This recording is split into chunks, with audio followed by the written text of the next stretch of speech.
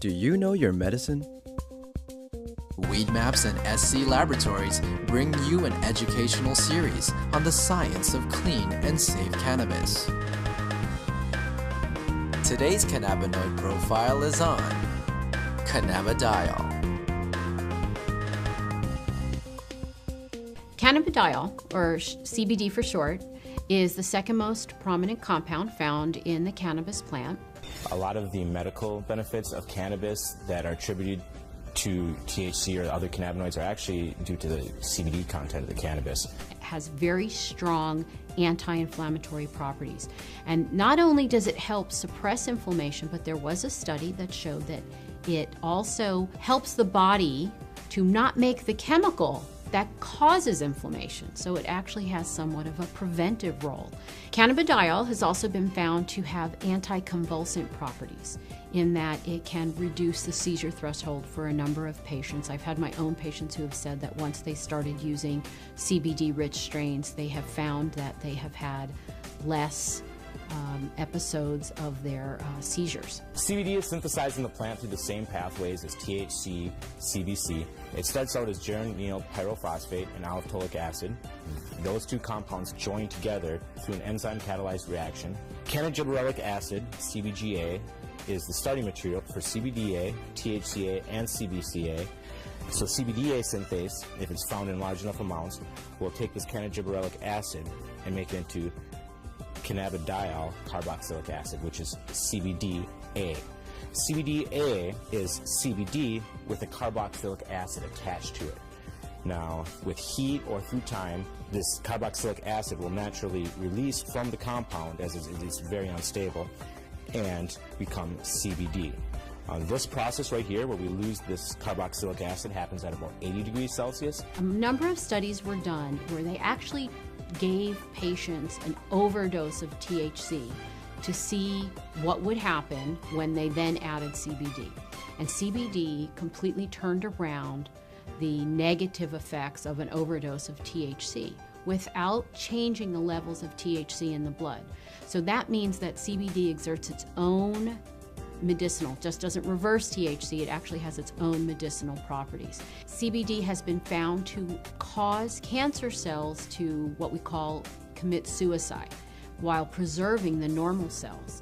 And what appears to happen is it appears to bind to the receptors on the cancer cells, which then induce the cancer cell to kill itself. Cannabidiol has also been found to be what we call biphasic in terms of sleep. So at low doses, it's what we call alerting. It kind of keeps you awake. At higher doses, it can be very sedating and cause you to sleep. But what's nice about that is you can control whether or not you are alert or you're feeling tired. When I started testing cannabis about 2 or 3 years ago, we saw virtually no high CBD plants. Almost every plant we tested was high in THC, anywhere from 10% to 20% THC, with some outliers on either end. Some plants would have maybe 1% CBD at the max, 1.5% CBD at the max. Now that we've been testing for a while, we see anywhere from 8 to 15% CBD and maybe 5 or 6% THC in these strains. Some strains we get a 50-50 ratio. It can happen in all different ratios, but what it is it's a recessive gene in plants. So we have breeders have to actively go and try and breed this back into these plants and find these high THC plants that might have that high CBD gene locked away and breed them together and see what they find. And really the only way you can know if it's high CBDA is testing. With testing and growers or breeders having access to that knowledge base, we see them coming back and reversing some of the trends of the last 30, 40, 50 years and breeding the CBD back into the plants. Now, there have been a number of studies that have looked at cannabidiol, CBD, exerting a protective property to damaged neurons. And it appears that in the studies, CBD protects the nerves by inhibiting the process by which nerves are damaged. CBD has also been shown to protect against a brain injury. When patients or lab animals have had a brain injury, CBD appears to protect the brain from damage that occurred to the nerve cells. The studies have shown that it can actually fight MRSA, which is methicillin-resistant Staph aureus, a notorious bug that is resistant to a number of antibiotics. A topical application of cannabis was able to fight the infection, and the MRSA was eradicated from that infection site. SC Labs tests for CBD with a high-performance liquid chromatograph, also known as an HPLC. There's two different ways you can test for cannabinoids. It's either with an HPLC or with a GC. If you hear of someone testing with other methods, it's probably not a scientifically validated method.